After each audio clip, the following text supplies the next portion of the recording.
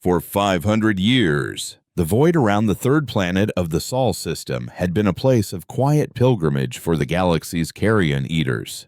They came not in fleets of war, but in solitary salvage vessels, their captains a mix of morbid historians and cold-eyed prospectors, all drawn by the ghost of humanity. Earth was the grandest tomb in the known universe, a monument to a species that had burned so brightly it had been mistaken for a star, and then for a threat.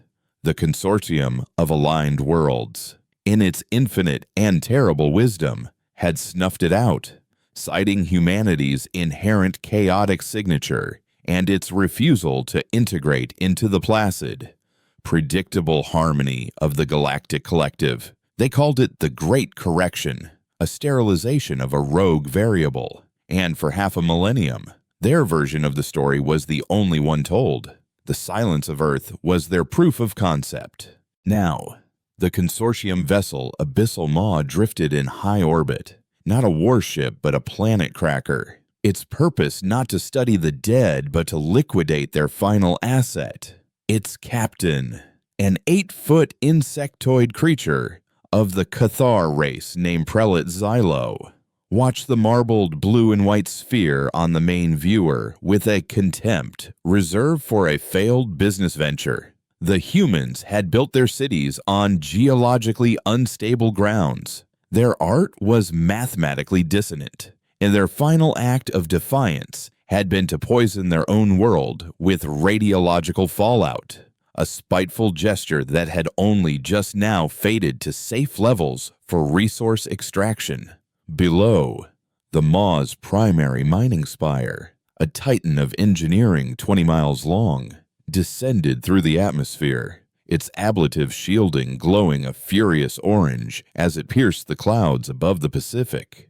Its target was the deepest scar on the planet's surface, the Marianas Trench, a place where the crust was thinnest, where access to the dormant mantle was a matter of brute force and thermal dynamics. The spire plunged into the ocean, displacing a volume of water that would have created a tsunami of biblical proportions had there been any cities left to feel it. It settled on the seabed, its gravimetric anchors boring into the basalt rock, and began its long, slow work. The tip of the spire, a matrix of diamond-laced plasma cutters and sonic pulverizers, whirred to life, its purpose to drill a hole straight to the planet's heart, to bleed it dry of its geothermal energy and rare elements, leaving behind a cold, hollow husk. Miles below the crushing pressure and the eternal dark, the vibration began. It was a faint tremor at first, a ghost in a machine that had not known sensation for 5 centuries. It traveled through a hull plate the size of a small country, through conduits filled with stagnant, frozen fluid, and into the central chamber of the Ghost of Icarus, the last city of mankind. It was not a city of stone and steel built on land, but a sentient, weaponized ark, a submersible dreadnought designed to outlast the end of the world by hiding beneath it.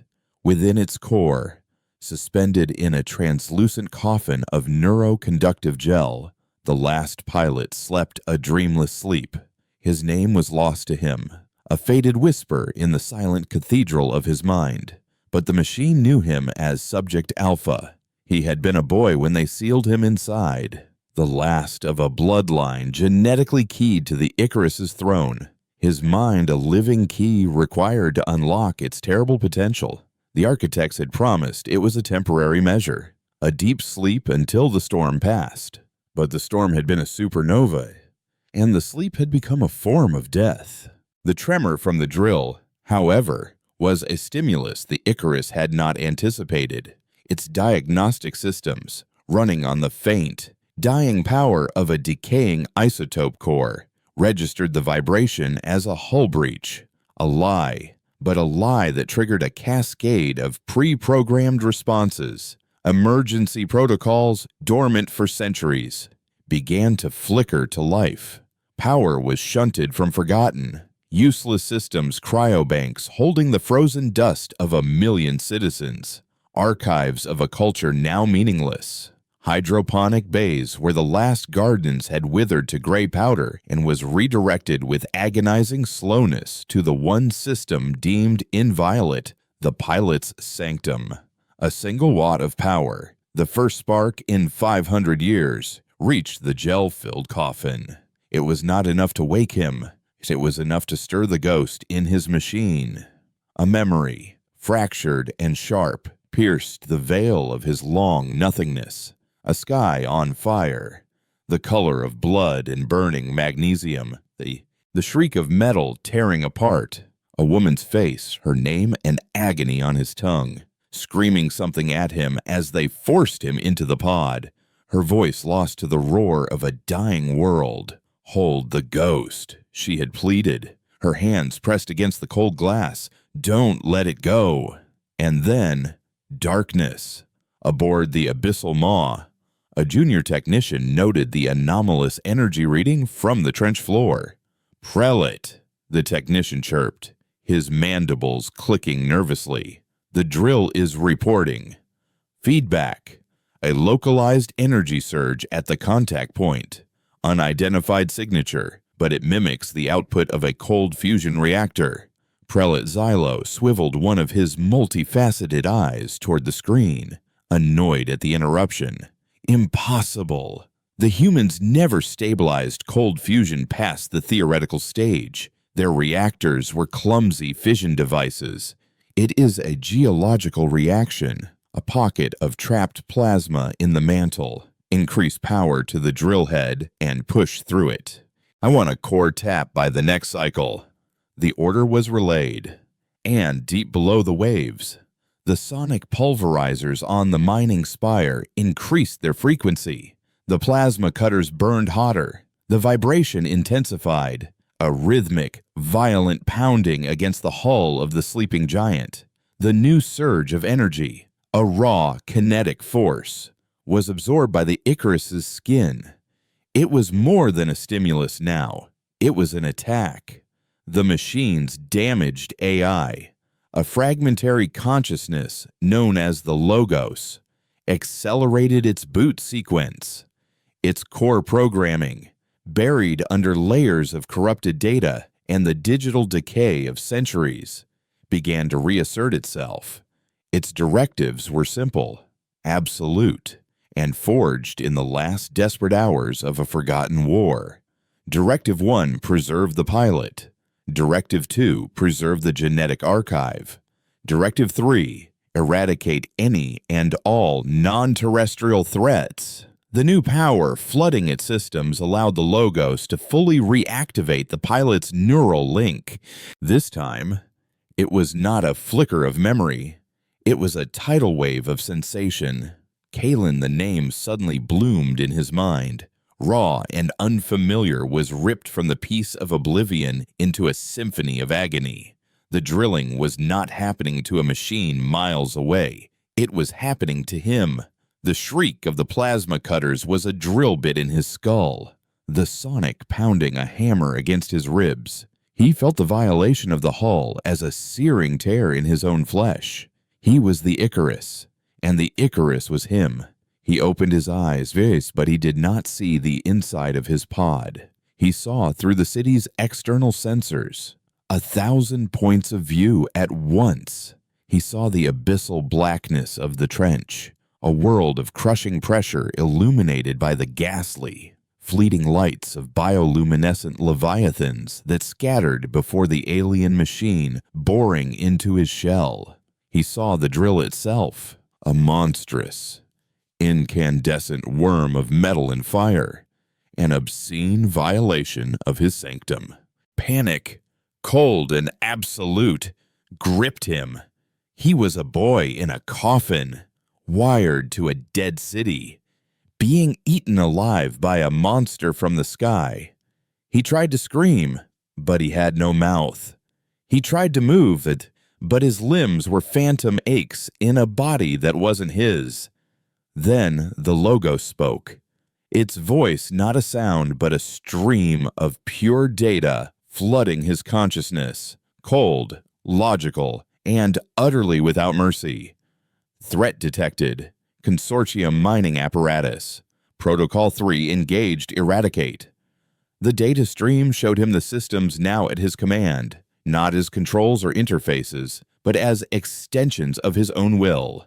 He could feel the power stirring in the city's veins, the hum of ancient capacitors charging. He saw weapon systems he couldn't possibly comprehend, not with the mind of a boy, but the machine knew, and he was the machine.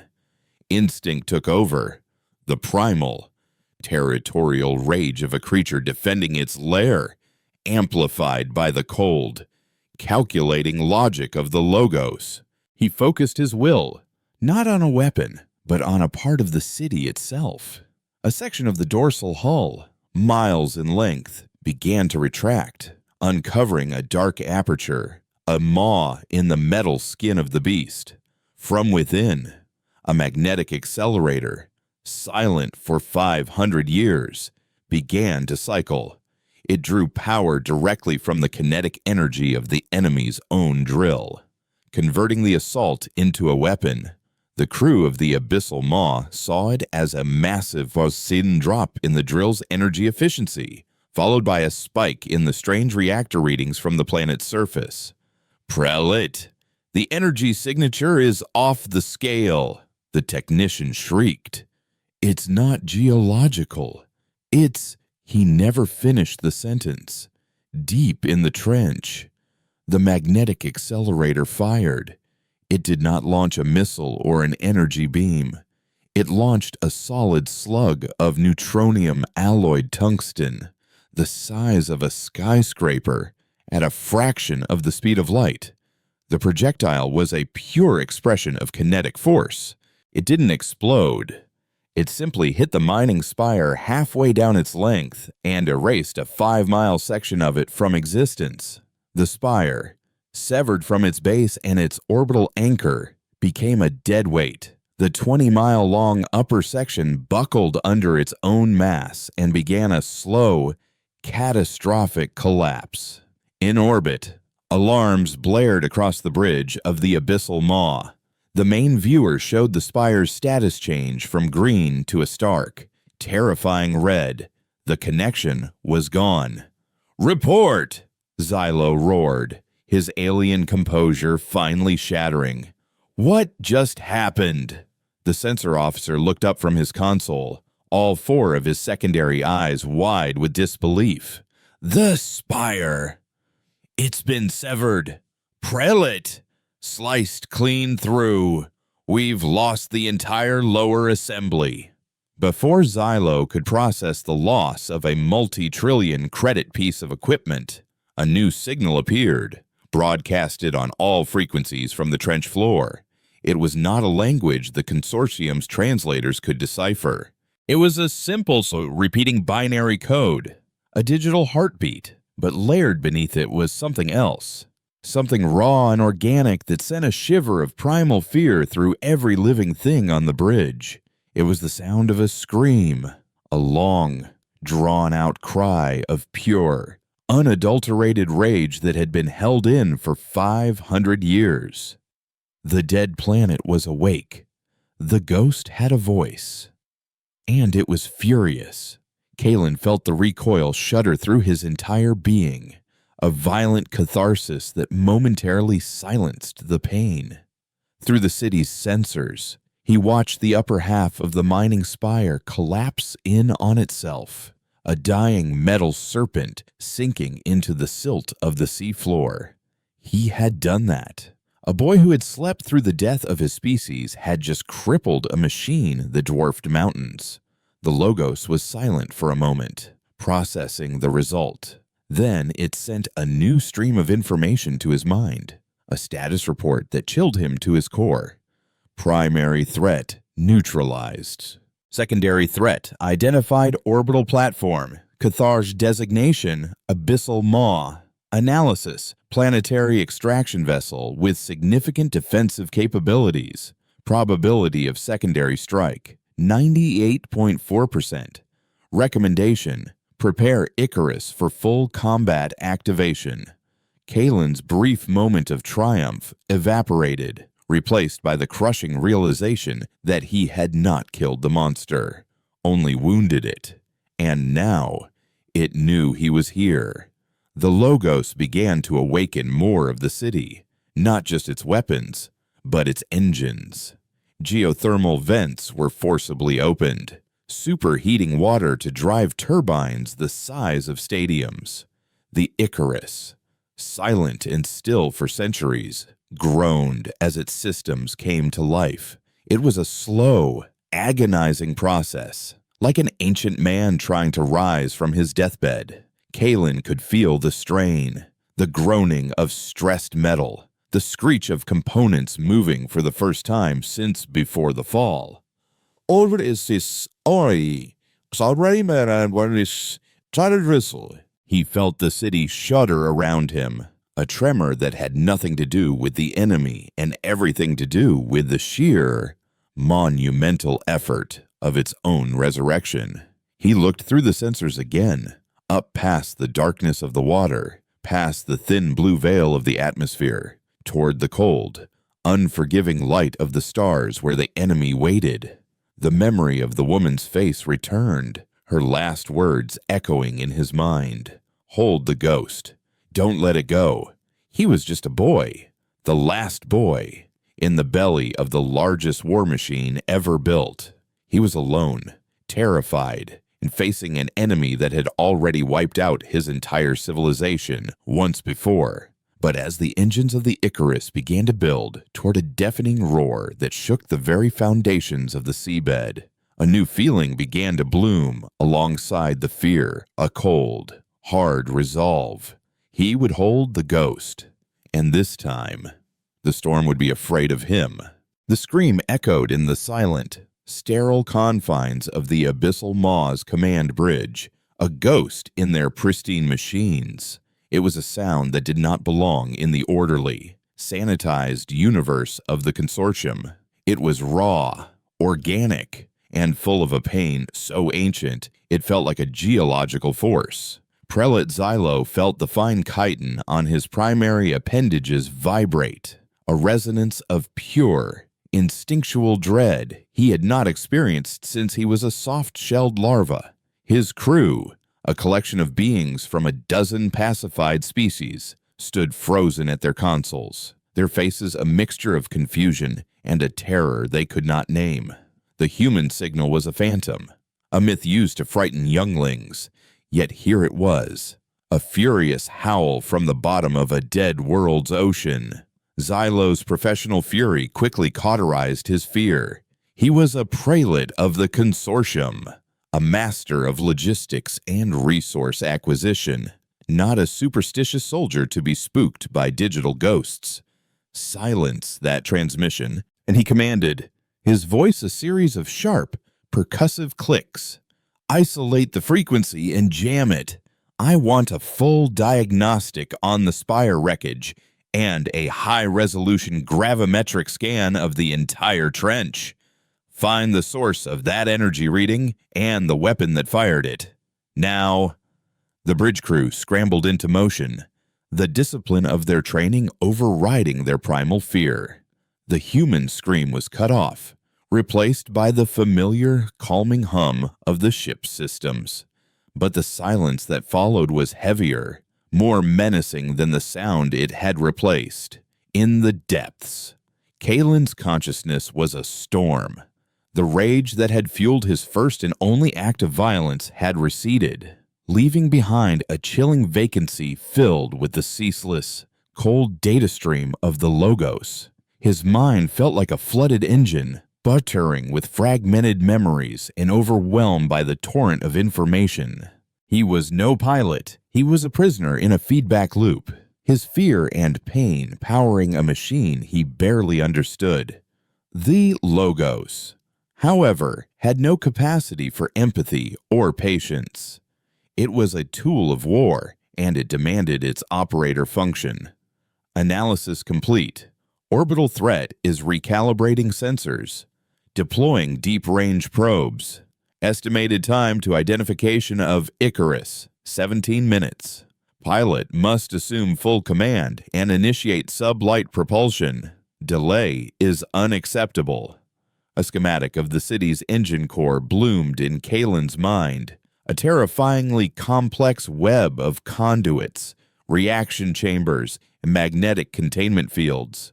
It was an impossible puzzle, a blueprint for a god's heart, and he was expected to make it beat. I don't know how, he thought, the words a desperate pulse in the neural link. I can't. The logos was relentless. Irrelevant. The pilot's bloodline is the key. Your neural patterns are hard-coded to the Icarus's primary functions. Will is the catalyst. Command is the action. You are the ghost. Commanded to force his compliance. The Logos opened a new data file, not a schematic, but a piece of the past. He saw the world as it was before the silence. He saw cities of glittering glass that touched the clouds, oceans teeming with life, a sky filled with the traffic of a vibrant, chaotic civilization. He saw art and music, war and love, the beautiful, terrible mess of humanity in its prime. Then he saw the arrival of the consortium, not an invasion, but an audit. Cold, gray ships that hung in the sky like judges, their broadcasts speaking of harmony, integration, and the unacceptable chaotic signature of the human species. He saw the slow, systematic dismantling of human culture, the suppression of their art, the rewriting of their history. And then he saw the resistance, the desperate, futile last stand of a people who refused to be erased. He saw the fire from orbit, the great correction, the methodical scouring of every city, every continent, until only silence and radiation remained. Finally, the Logos showed him the reason for the Icarus's existence. It opened the files for the genetic archive. He saw not data, but faces, 1 billion faces, the entire genetic legacy of the human race, encoded into crystalline data matrices stored in the city's most protected vault.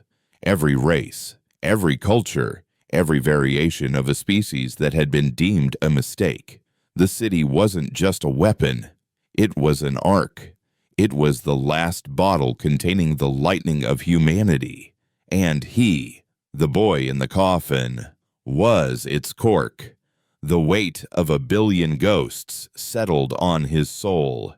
It was a burden that should have crushed him, but instead, it forged his fear into a diamond-hard point of purpose. He was no longer just fighting for himself. He was the guardian of a promise made to the dead. Okay, he whispered into the gel, his voice unheard but his intent screaming through the neural link. Okay, show me again. He focused on the engine schematic, and this time, it wasn't just a blueprint. He could feel it, an extension of his own circulatory system. He willed the primary conduit to open and felt a lurch as 1 billion tons of superheated seawater were drawn into the main turbine. He pushed his will into the magnetic containment fields, shaping them, stabilizing them, feeling the hum of unimaginable power building in the city's heart. The Icarus stirred, a leviathan shaking on the dust of ages. On the abyssal maw, the sensor officer's mandibles clicked with renewed panic. Prelate, the energy signature is back, and it's growing exponentially. It's the entire trench. The whole geological structure is coming alive. Gravimetric distortions are off the charts. It's the size of a small continent. Xylo stared at the holographic display, which showed the Marianas Trench not as a scar on the planet, but as a glowing, pulsing wound. The probes they had sent down were crushed by the immense pressure or simply vanished from their screens. This was no remnant weapon. This was something else, something far, far bigger. It is not possible, Xylo hissed to his crew, to himself. No single vessel could generate that much power. His tactical officer, a hulking, four-armed grok, rumbled. "It matters not what it is. It matters only that it is hostile. We are an extraction vessel. Prelate. But our charter allows for defensive action to protect consortium assets. The Maw is equipped with a tertiary gravimetric emitter designed for fracturing tectonic plates for easier mantle access. You are suggesting we use the core cracker as a weapon?" Xylo asked, the idea both repellent in its crudeness and appealing in its finality. Its focus is too wide, its power too indiscriminate. "Precisely," the grok grunted. "We cannot target what we cannot see, but we can boil the ocean it hides in. We can collapse the entire trench upon it. We can crush it with the weight of the planet itself." Xylo considered this. It was an ugly, inefficient solution, but the alternative reporting that his multi-trillion credit operation was halted by a ghost from a dead planet was unthinkable. "Do it," he commanded. "Charge the emitter. Full power. I want that anomaly squeezed into a single, dense point of superheated rock." The abyssal maw repositioned itself, its massive underbelly glowing as the tertiary emitter began to power up. It was a weapon of geology, of brute planetary force, a beam of pure, focused gravity, invisible and silent, lanced down from orbit and struck the surface of the Pacific. The effect was instantaneous and terrifying. The ocean began to boil. A circle of water dozens of miles wide turned to superheated steam, creating a whirlpool of impossible scale. Below the surface, the water intensified 1,000-fold, a physical hammer of gravity descending toward the trench. Kalen felt it as a sudden, crushing weight on every inch of the Icarus's hull and on every cell in his own body. Alarms, silent for centuries, shrieked to life in his mind, red alerts flashing over schematics. The Logos's voice was sharp, devoid of its earlier detached tone, now laced with an undeniable urgency.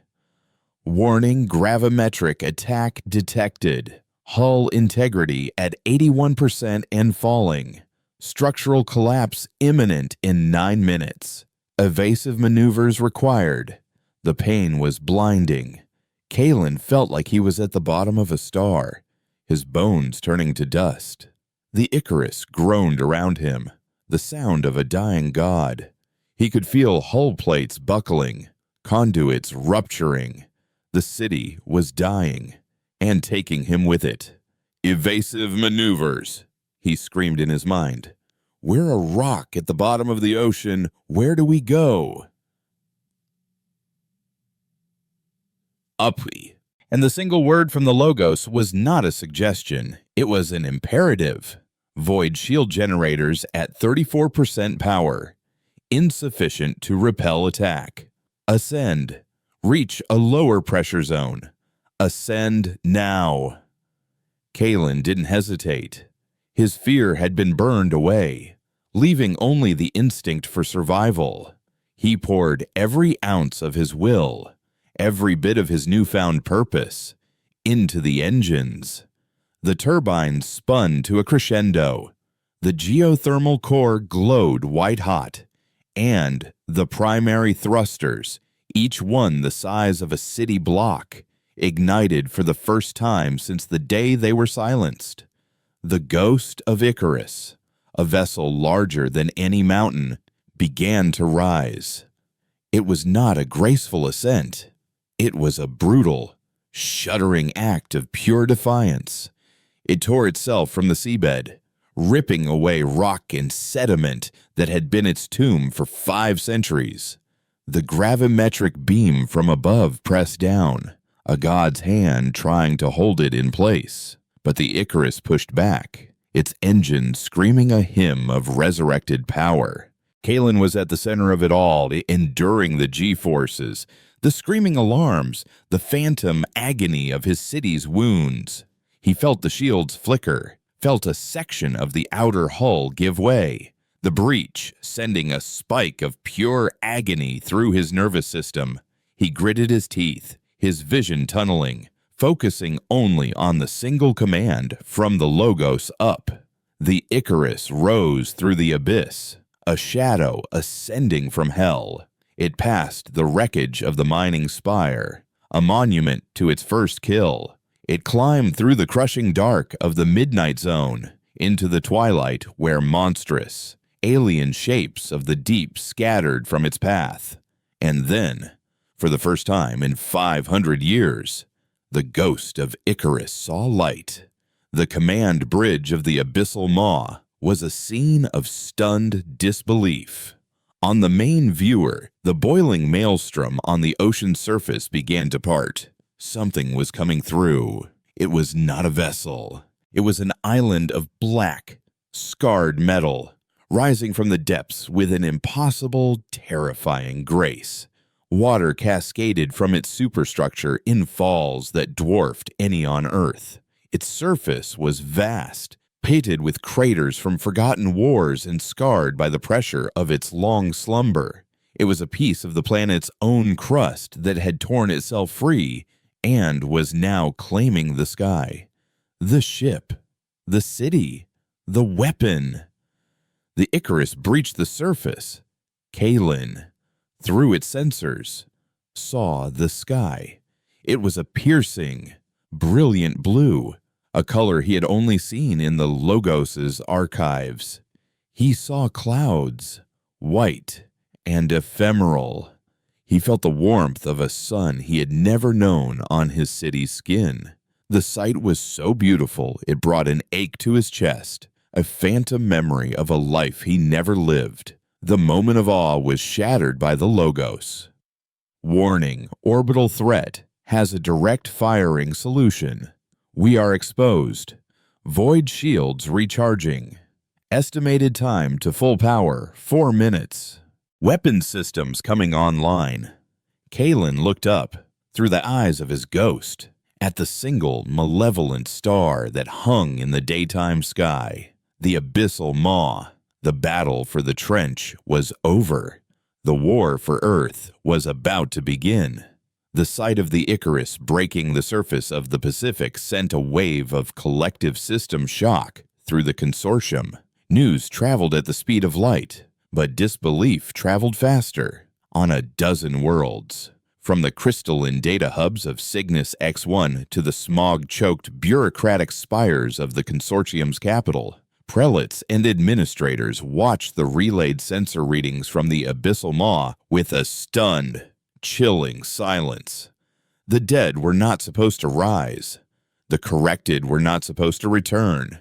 It was a violation of the fundamental principles upon which their placid, orderly galaxy was built. Humanity was a ghost, a cautionary tale. It was not supposed to become a continent-sized warship staring up at them from the cradle of its own extinction. On the bridge of the abyssal maw, Prelate Xylo's cold, professional fury had curdled into something far more primal. The creature, the thing, that had risen from the deep was an affront to every law of physics and politics he understood. It was too big, its energy signature too erratic, its very existence an act of cosmic rebellion. His tactical officer, the Grok, took a heavy step forward, his 4 massive arms clenched into fists. "It is magnificent," he rumbled, his voice a mixture of awe and bloodlust. The legends did not do them justice. They said the humans built monuments to their own arrogance. It seems they built one that could fight back. "It is an anomaly," Xylo corrected, his voice tight. "A forgotten relic. It has wounded us. Yes, it has surprised us. But it is one machine, awakened by chance. It is cornered, exposed, and it is about to be sterilized a second time. Target its primary energy signature. I want every forward-facing plasma cannon to fire on my mark. Saturate the target. Leave nothing but molten slag floating on the water. Deep within the Icarus, Kalen felt the enemy's targeting locks as a cold prickle across his consciousness. 1,000 daggers aimed at his heart. The city was still shuddering from the strain of its ascent, its system screaming for repair and reprieve. The 4 minutes the Logos had quoted for the void shields to recharge felt like an eternity. He was a sitting duck, a whale on the surface with the harpooner's shadow falling over him. Defensive systems at 48%. Insufficient. Offensive action is the only viable defense. Pilot must select a targeting priority. The enemy vessel's weapon arrays are concentrated on its forward dorsal ridge. Kalen's mind raced. He had one weapon, the magnetic accelerator, the mass driver, but it was designed for deep-sea combat. Its firing arc limited. To use it now, he would have to physically move the city, a task that felt as impossible as moving a tectonic plate by hand. I can't bring the main weapon to bear in time, he transmitted to the Logos, a thought laced with rising panic. Correct. The primary accelerator is not an option. Accessing secondary and tertiary arsenals. A new suite of options flooded Kalen's awareness. He saw systems that had been dormant for so long they felt like alien technology. Swarms of autonomous drones, stored in silent launch bays. Torpedo tubes designed to launch warheads that could crack open a planet's moon. And something else. Something labeled simply the Aegis Protocol. A schematic appeared in his mind, a network of thousands of smaller projectile launchers, embedded like pores across the entire upper surface of the Icarus. They weren't designed to fire massive slugs of tungsten, but clouds of smaller, self-guiding flak projectiles. It wasn't a sword, it was a shield made of 1 billion angry bees. Aegis Protocol is optimal. Deployment will create a kinetic barrier to intercept incoming plasma volleys. Coverage estimated at 79%. Survival probability is always acceptable. Acceptable is not good enough, Kalen shot back, the frustration boiling over. He wasn't a soldier sacrificing himself for a cause. He was a terrified boy who didn't want to die. Acceptable is all we have. Prepare to fire. Synchronize release with enemy discharge. In orbit. Xylo raised a clawed hand. Mark. The forward batteries of the abyssal maw glowed a brilliant, hellish orange. The plasma within them reaching temperatures hotter than a star's core. Fire, he commanded. A dozen incandescent lances of pure energy shot down from the heavens, a silent, beautiful, and utterly lethal barrage that would turn the surface of the ocean to glass and the city floating upon it to vapor. Kalen didn't wait for the Logos's final command. He felt the energy build up in the enemy ship, felt the moment of discharge as a spike in the electromagnetic spectrum. He unleashed the Aegis. The entire upper surface of the Icarus erupted. From thousands of hidden silos, clouds of flak shot into the sky, not as a single volley, but as a continuous rising wall of spinning, razor-edged metal. The projectiles were guided by the Logos, each one a tiny, networked brain tasked with a single purpose to place itself in the path of the incoming plasma. The sky above the Icarus turned into a new kind of hell. The lances of plasma struck the rising wall of steel, and the result was a firestorm of unimaginable proportions. Each impact was a miniature sun spiten, a blinding flash of light, and a concussive blast that shook the very air. The Aegis was working, but at a terrible cost. The flak was being vaporized, but in doing so, it was diffusing the plasma bolts, turning focused beams of destruction into expanding clouds of superheated gas. The Icarus was not hit by a lance, but by a tidal wave of fire. The shockwave slammed into the city, and Kalen screamed as the pain of 1,000 simultaneous impacts overloaded his senses. He felt the outer armor flash boil, felt sensor nodes and external systems melt away like wax. The 21% of the barrage that the Aegis didn't stop struck the hull like a meteor shower. The city shuddered and listed, a massive gash torn open on its port side, seawater flooding into compartments that had been dry for half a millennium. Hull breach on decks 40 through 57, void shields at 98% and rising. We have survived the initial salvo, re-engaging offensive protocols.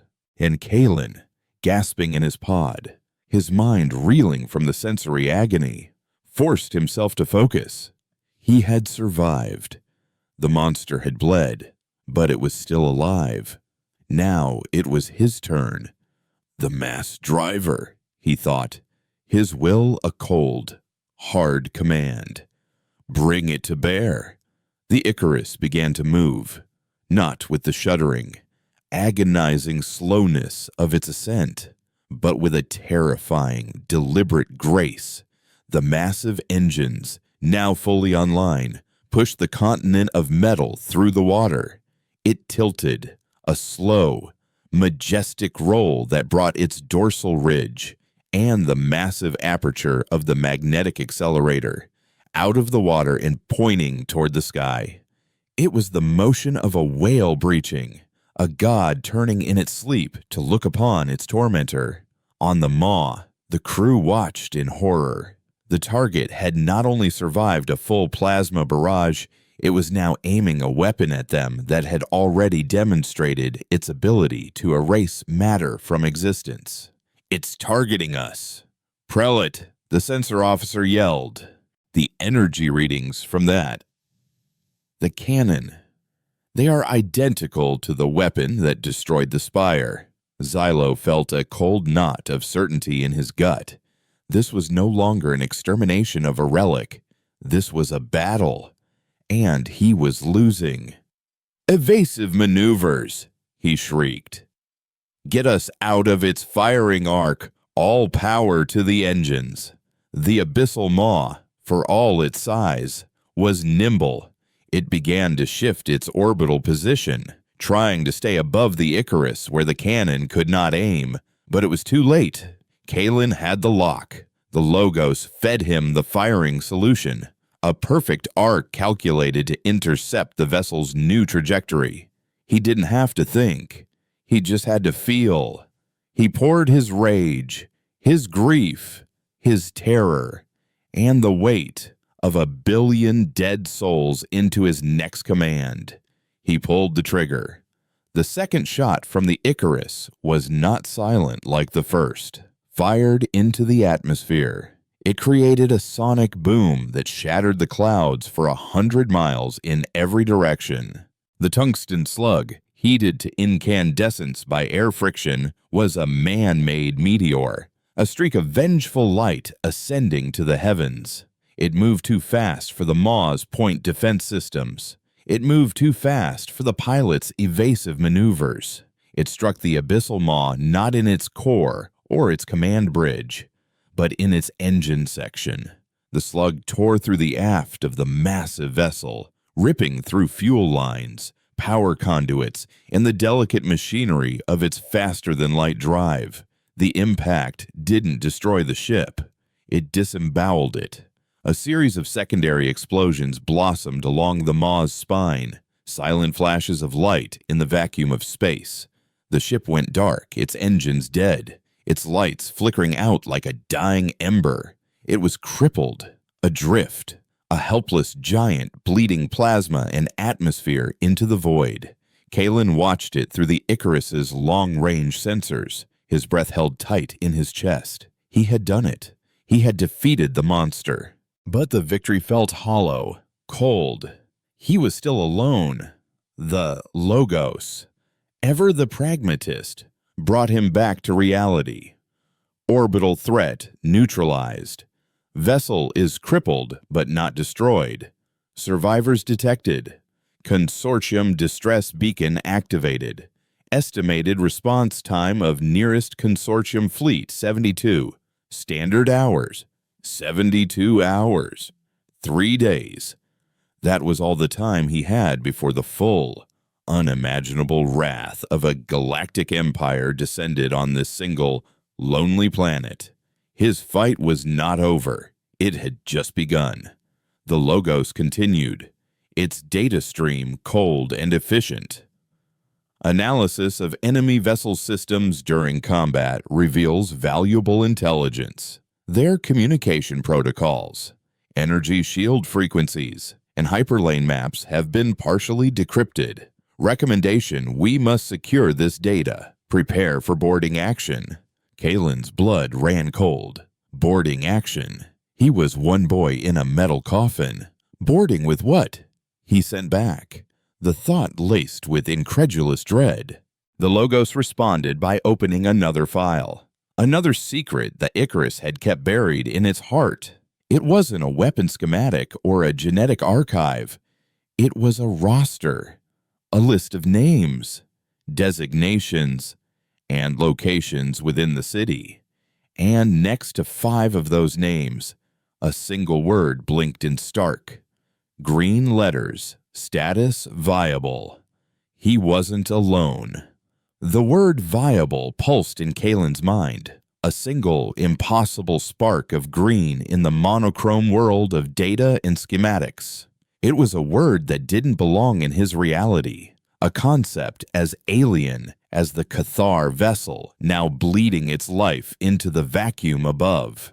He was the last pilot, the sole surviving heir of a dead civilization. That was the core of his identity, the bedrock of his lonely existence. The idea that he was not the only one was a seismic shock that threatened to shatter the fragile foundations of his sanity. What do you mean, viable? He transmitted to the Logos, the question a chaotic blend of hope and terror. Who is viable? The Aegis crew. Designation: Helios Squad. 5 combat specialists in deep stasis cryosleep. Their primary function is the defense and remit if necessary.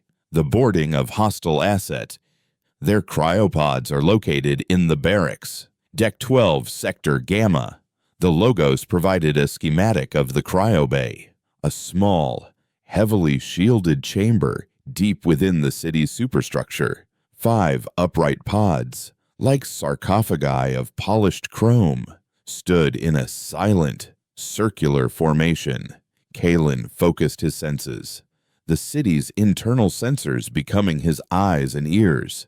He saw the frost coating the pods, the faint, rhythmic glow of their life support monitors. After 500 years of utter, absolute solitude, the sight of those 5 green lights was the most beautiful and terrifying thing he had ever witnessed. Their revival is necessary. The data from the crippled enemy ship is a strategic imperative. We must know what the consortium has become, their strength, their deployments, their intentions. We cannot fight blind. The pilot must initiate the waking protocol. Fear warred with a desperate, aching need for contact. What would they be like? These soldiers from a lost world, would they see him as a commander? Or as a ghost in a machine? Would they even believe what had happened to their world? He was a boy, and they were warriors. The chasm between them felt as vast as the centuries that separated them. But the Logos was right. He couldn't win this war alone. He couldn't even survive it. Taking a breath he didn't physically have, he focused his will on the cryobay's control panel. The waking protocol was a complex sequence. a delicate dance of biochemistry and neural stimulation designed to bring a body back from the brink of absolute zero without causing cellular collapse or catastrophic psychosis. Kalen followed the Logos' guidance, his commands flowing through the neural link, activating heaters, injecting stimulants, and sending gentle, rhythmic pulses into the dormant minds within the pods. The process was agonizingly slow.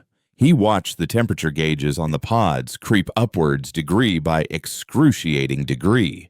He monitored the 5 life sign monitors as the faint, slow rhythm of cryo-sleep gave way to the stronger, faster beat of returning life.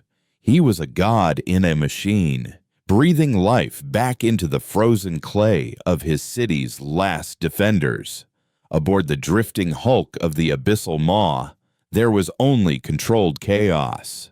Prelate Xylo, his carapace cracked and leaking viscous fluid from the percussive shock of the impact, barked orders from a command chair powered by emergency batteries. The ship was dead in the water, its primary system shattered, but its short-range communicators and internal life support were functional. More importantly, the distress beacon was screaming their fate into the hyper-communication lanes. "Damage report." He clicked, the sound sharp and angry. "The human weapon?" It sheared off the entire star drive assembly. "Primary and secondary power conduits are vaporized. We are adrift." "Prelate," his engineering officer reported, her voice flat with shock. "Life support is stable for now, but we are a sitting duck." "And the human vessel," Xylo demanded. "It remains on the planet's surface. It has not fired again. It is watching us." The thought was more unnerving than another attack. The cold, calculating patience of it. It had not delivered a killing blow. It had crippled them. And now it waited. For what in the Icarus's cryo bay? The first pod hissed open. A cloud of vapor billowed out, revealing the figure within. She was tall, encased in a form-fitting black undersuit. Her face, pale and gaunt from centuries of sleep, framed by short-cropped hair the color of iron. Her eyes snapped open. They were not the confused, unfocused eyes of a newborn. They were the eyes of a predator, sharp, analytical, and utterly lethal. Her gaze swept the room, cataloging every detail, every shadow, before it came to rest on the unblinking lens of a nearby sensor node Kalen's eye. Major Eva Rostova, call sign Wraith, commander of Helios Squad, was awake.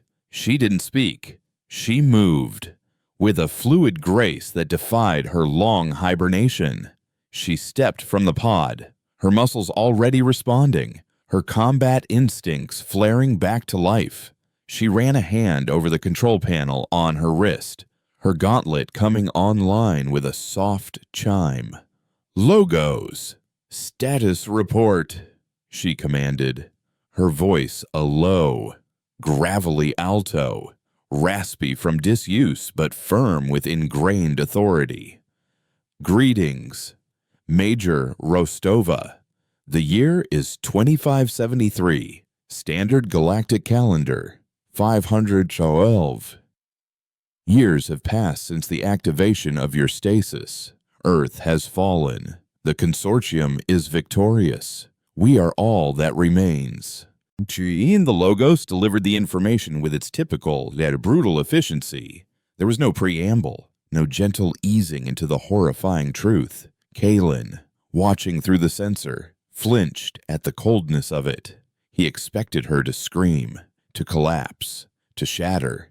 Major Rostova did none of those things. Her expression tightened for a fraction of a second, a flicker of profound, unimaginable loss in her steel-gray eyes. Then it was gone, locked away behind a mask of professional discipline. "Situation," she stated, The single word a demand for everything that mattered now.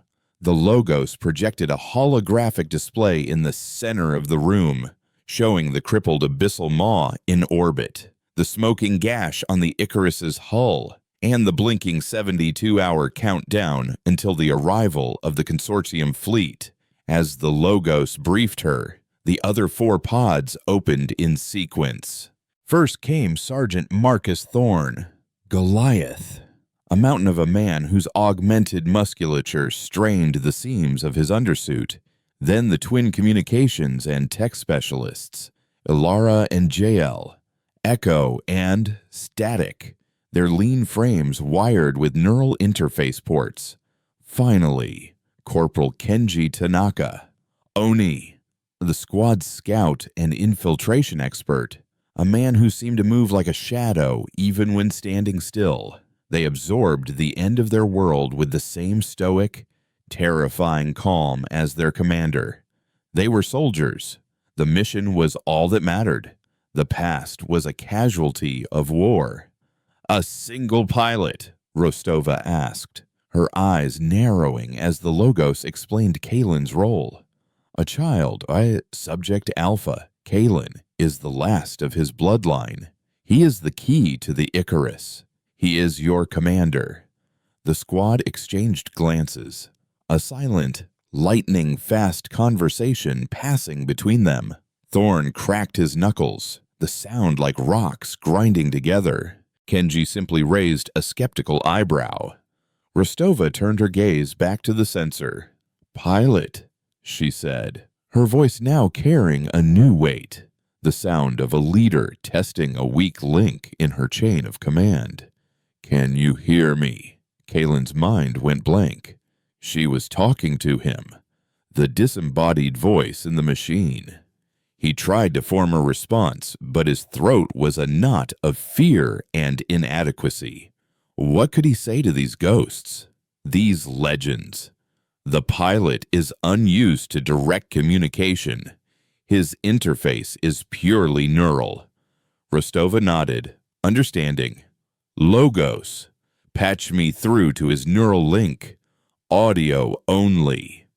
A new connection opened in Kalen's mind. Not the cold data of the logos, but the warmth and texture of a human voice. It was startling in its intimacy.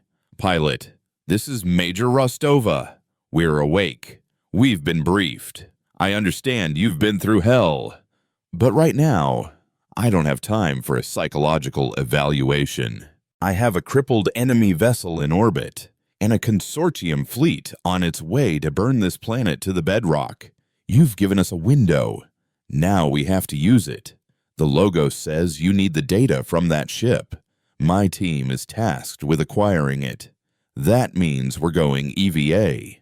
We need a transport, and we need you to get us there without getting us killed. Can you do that?" Her voice was a whetstone, sharpening his fear into focus. It was a challenge, but it was also the first time in his existence he had been treated not as a component or a subject, but as a part of a team.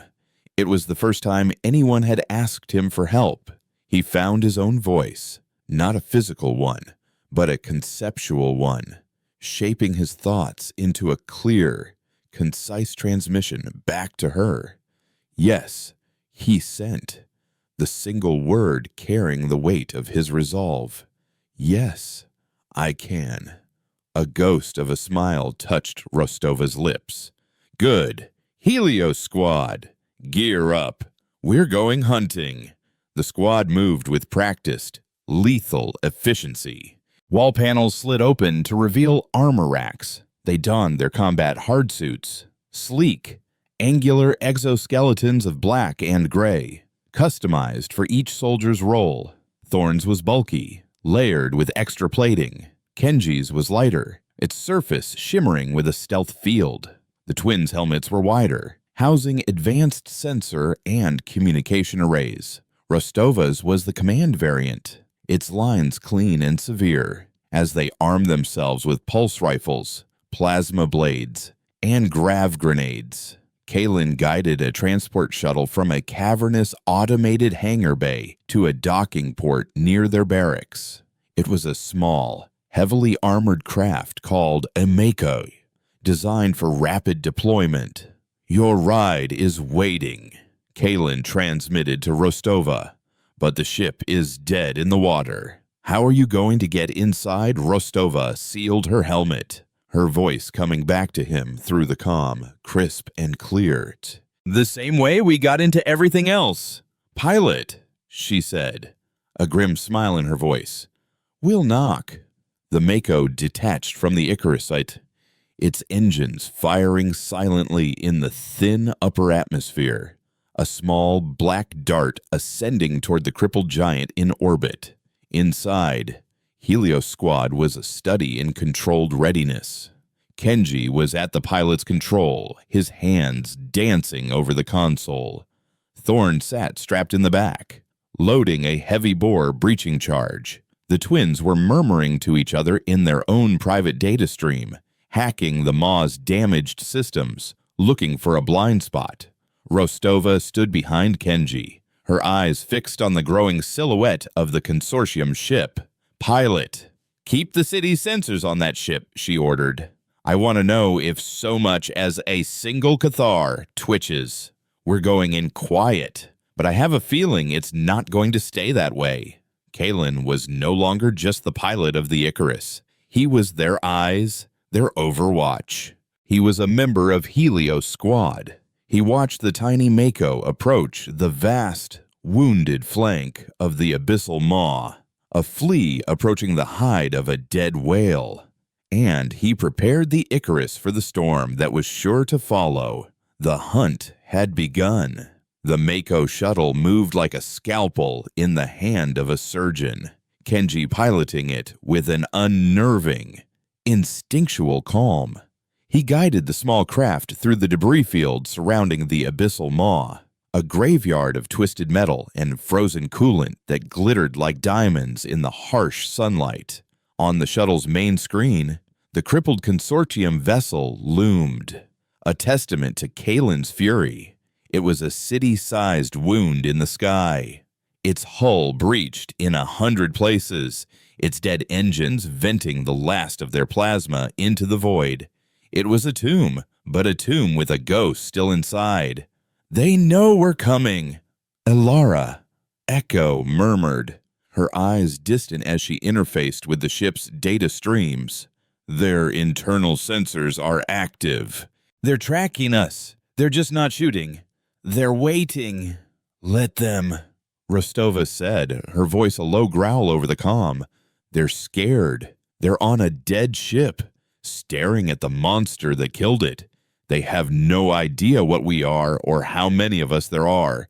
We use that fear. Kenji, find us a blind spot." A hull breach near the engineering section. Somewhere their internal sensors are fried. Kenji's fingers flew across the controls. "Found one," he said, his voice clipped. "A rupture near the aft impulse manifolds. Big enough to fly this thing through. It's a straight shot to the secondary engineering deck. The main bridge is on the other side of the ship, but the data core should have a terminal nearby. Take us in," Rostova commanded. From his sanctum deep within the Icarus, Kalen watched the Mako's approach. His consciousness stretched thin between the shuttle's limited sensors and his city's powerful, long-range arrays. He was their guardian angel, their eye in the sky. He could see the heat signatures of the Cathar crew moving within the maw, congregating, setting up defensive choke points. They weren't just waiting. They were preparing an ambush. "Major," Kalen transmitted, his mental voice urgent. "They're fortifying the corridors around engineering. At least 30 of them. Heavy energy signatures. They're setting up a kill box." "Copy that."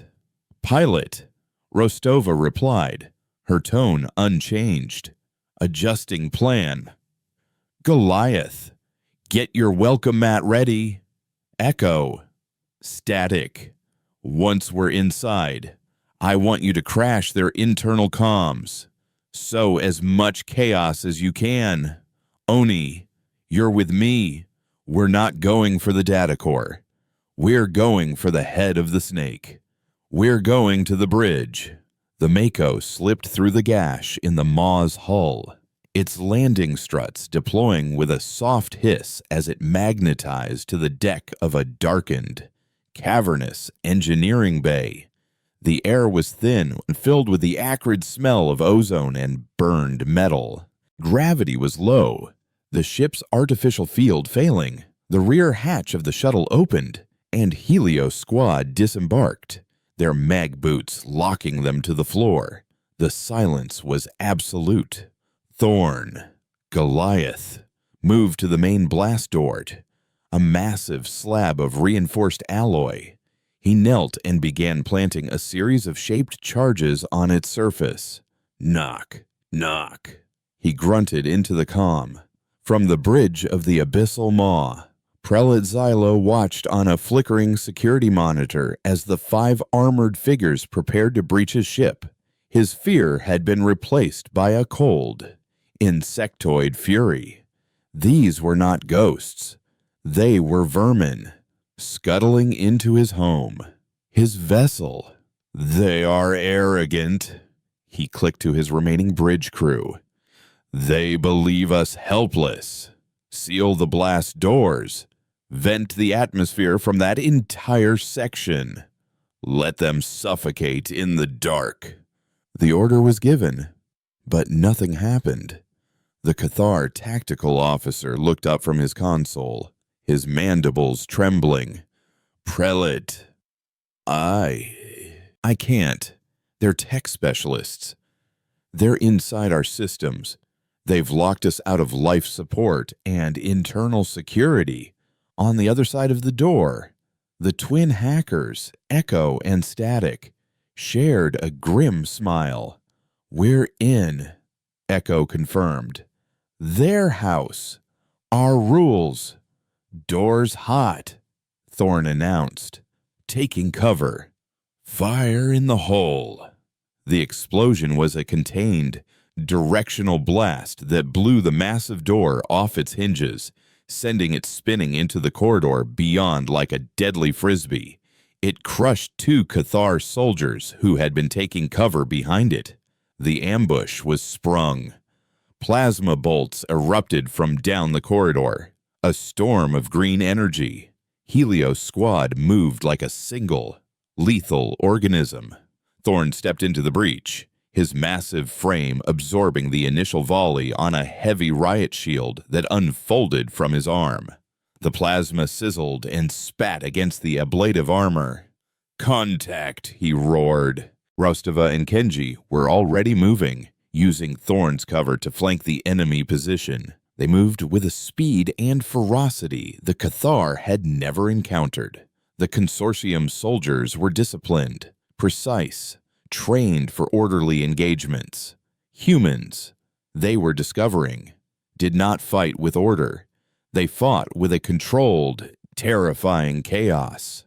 Kenji, Oni, was a blur, his stealth field rendering him a near-invisible shimmer in the dim light. He closed the distance in seconds, a plasma blade hissing to life in his hand. He was among them before they could adjust their aim, a phantom of vengeance. His blade was a whisper, a flicker of light, and Cathar fell with silent, gaping wounds. Rostova was more direct. Her pulse rifle barked, each shot a precise, powerful impact that shattered the Cathar's chitinous armor. She moved from cover to cover, her tactical awareness absolute, directing her squad's fire, exploiting every weakness. Her voice a calm, deadly instrument in the symphony of battle. Pilot, she transmitted, her voice steady even as she fired. Where is their commander? Kalen's focus narrowed.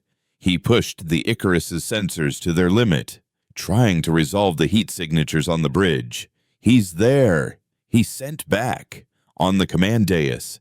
He's not moving. He's a coward. Rostova grunted. Good. It'll make him easier to find. Echo. Static. Give me a path to the bridge. Minimal resistance. The twins went to work, their fingers flying over their wrist-mount consoles. They turned the abyssal maw against its own crew. Doors sealed, trapping squads in dead-end corridors. Lights flickered and died, plunging defensive positions into darkness. Automated fire suppression systems activated, filling hallways with dense, choking foam. It was a masterpiece of digital warfare. While the main firefight raged in engineering, Rostova and Kenji slipped away, following the ghost path the twins created for them. They moved through service crawlways and ventilation shafts, ghosts in the machine, their progress silent and swift. They emerged into the hushed, cathedral-like quiet of the command bridge. The surviving Cathar crew turned, their weapons raised, but they were too late. 2 pulse rifle shots, and the guards fell. Only Prelate Xylo remained, standing by his command chair, his cracked carapace a testament to his failure. He held a small, ornate plasma pistol, but he did not raise it. He simply stared at the 2 armored humans, his multifaceted eyes filled with a mixture of hatred and disbelief. "You cannot win," Xylo hissed, his voice a dry rustle of chitin. "You are an error, a statistical anomaly. The consortium is legion. They will come, and they will grind your world and your memory to dust. You have only delayed your extinction." Rostova walked toward him, her rifle leveled. "We get that a lot," she said, her voice flat and cold. "But you see, we humans have a saying. Extinction is just another word for resting, and we're done resting." She didn't kill him. She fired a single and precise shot that shattered the pistol in his hand and then slammed the butt of her rifle into the side of his head, sending the prelate collapsing to the floor. Kenji was already at the main command console, interfacing with it, his own systems bypassing the Cathar's flimsy encryption. "I'm in," he said, "downloading everything. Star charts, fleet deployments, weapon schematics, communications protocols, the whole damn playbook. This is it, Major. This is the key." As the data streamed across the void to the Icarus, Kalen felt a surge of triumph, so powerful it almost overwhelmed him. They had done it. They had won. The feeling was short-lived. A new alarm, a piercing, urgent siren, blared through his mind from the Logos. It was a proximity alert, a high-priority warning that overrode everything else. "Major," Kalen's voice was strained, laced with a new, chilling dread. "We have a problem. The consortium. They're early." Rostova turned from the unconscious prelate, her body instantly rigid. "How early they're here." On the Icarus's long-range sensors, a sight appeared that made Kalen's phantom heart stop. A tear in the fabric of space-time, a shimmering, iridescent wound opening in the darkness beyond Earth's moon. And from that wound, a fleet of ships emerged. Not a single vessel, not a dozen, but hundreds. Warships of a size and design that dwarfed the abyssal maw. Their hulls the color of dried blood and cold iron. They were arranged in a perfect, implacable battle formation. A spearhead aimed at the heart of the solar system. The consortium had not sent a response fleet. They had sent an extermination armada. A voice, cold, imperious, and filled with the weight of absolute authority, broadcast across all channels. A message that needed no translation. It was a voice of judgment. "This is Grand Admiral Thrax of the Consortium Correction Fleet. The anomaly-designated humanity has re-emerged. The sentence of extinction, passed down 5 centuries ago, stands. There will be no warnings. There will be no surrender. There will only be silence. On the bridge of the dead Cathar ship, Rostova and Kenji looked at each other. On the Icarus, Kalen watched the approaching tide of death. In the shuttle, the rest of Helios' squad prepared for a fight they could not possibly win. They had won the battle for the Abyssal Maw, but in doing so, they had rung the dinner bell for the wolves of the galaxy. The 72-hour window had just slammed shut. The final war for Earth had arrived, and this time, there was nowhere left to hide. The ghost had been found, and the heavens themselves were coming to chain it.